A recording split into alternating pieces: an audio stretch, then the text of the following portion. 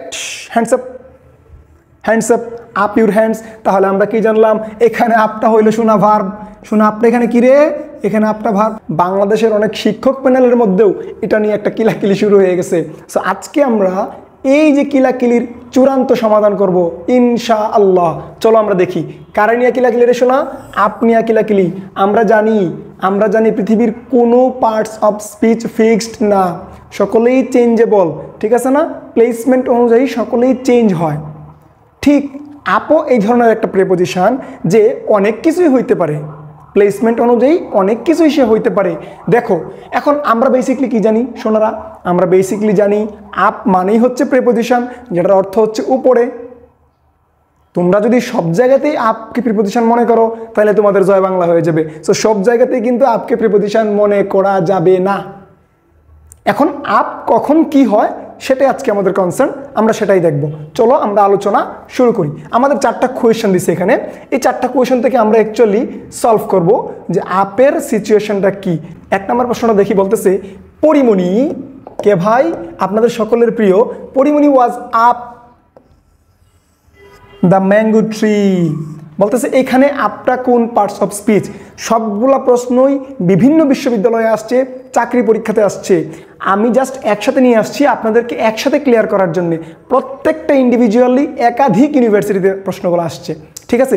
So মনোযোগ বাড়াতে হবে, একটু মনোযোগ দাও, ভালো করে শোনো কথাগুলা। তাহলে আমরা কি বললাম যে এখানে আপটা কোন পার্টস অফ স্পিচ ওরা বললো। এখন আপনি যদি আপ দেখেই মনে করেন সব জায়গাতে প্রিপোজিশন, তাহলে আপনার জয় বাংলা হয়ে যাবে। সো আপনাকে একটু ভাবতে হবে, একটু বুঝতে হবে এখানে আপটা কি।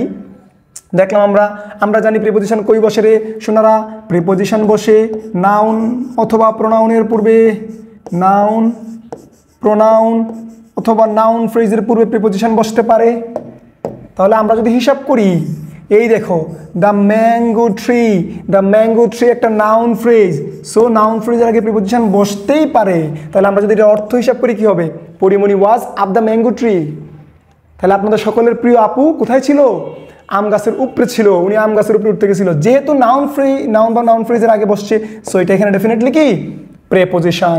তাহলে আমরা 1 নম্বরটা অ্যান্সার কি পাইলাম, প্রেপোজিশন। মানে অ্যাকচুয়ালি সে এখানে সেই অর্থে ব্যবহৃত হয়েছে। এখন চলেন আমরা 2 নম্বরটার সিচুয়েশনটা একটু দেখি।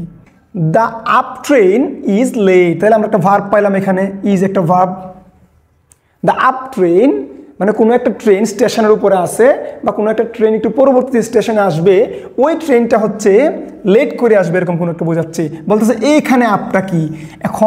এখন তোমরা শোনারা যদি এই আপটাকেও প্রিপোজিশন মনে করো তাহলে কোনো লাভ নাই, তোমার সব কিছু শেষ। তোমাকে একটু ধৈর্য নিয়ে শুনতে হবে। তাহলে বিষয়টা কি হইলো রে ভাব, বিষয়টা হইলো এখানে আপ প্রিপোজিশন না রে বাবা। কারণটা কি, আমরা আগেই বলছিলাম কে কাকে কাতুকুতু দিচ্ছে, কে কাকে গোতাগুতি করতেছে, এটা বোঝানো লাগবে, এটা বুঝতে হবে তোমাকে। তার মানে আমরা দেখছিলাম এখানে ট্রেন, আমরা জানি ট্রেন একটা পিওর নাউন। কি রে শোনারা, পিওর নাউন। আর এখানে আমরা ডি বুঝলাম, ডিকে আমরা বলি ডিটারমাইনার্স। তাহলে আমরা প্যাড পিএভিসির নিয়ম দিয়ে এটা পড়ে ফেলছিলাম, মনে আছে?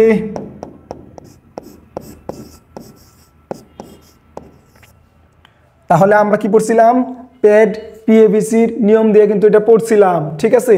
তাহলে আমরা জানি কি সাধারণত নাউন বা প্রোনাউনকে যে কাতুকুতু দেয় সে কি অ্যাডজেক্টিভ। তাহলে এখানে ট্রেনকে কাতুকুতু কে দিচ্ছে, আপ দিচ্ছে। সো ডেফিনেটলি আপটা এখানে অ্যাডজেক্টিভ। দেখেন আপনার এটা যদি ক্লিয়ার না হয় আপনাকে আমি আরও যুক্তি দেই। আমরা জানি ডিটারমাইনার্স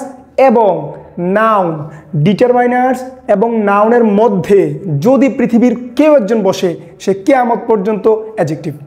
ডিটারমাইনার্স এবং নাউনের মধ্যে যদি কেউ একজন বসে সে কিয়ামত পর্যন্ত কি অ্যাডজেক্টিভ। তাহলে ডেফিনেটলি আপটা এখানে কি হয়ে গেল রে বাবারা, আপটা এখানে অ্যাডজেক্টিভ হয়ে গেল।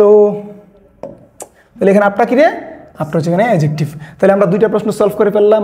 আমরা দেখলাম আপ প্রেপোজিশন হয়, আপ অ্যাডজেক্টিভ হয়েছে। দেখি ফিউচারে সে কি হয়। Question number 3, up your hands, এই হ্যান্ডস আপ। আমরা বলি না পুলিশে গুলি ধরতো, right? Hands up, up your hands. তাহলে আমরা কি জানলাম, এখানে আপটা হইলো শোনা ভার্ব, শোনো আপটা এখানে কি রে, এখানে আপটা ভার্ব, কেন?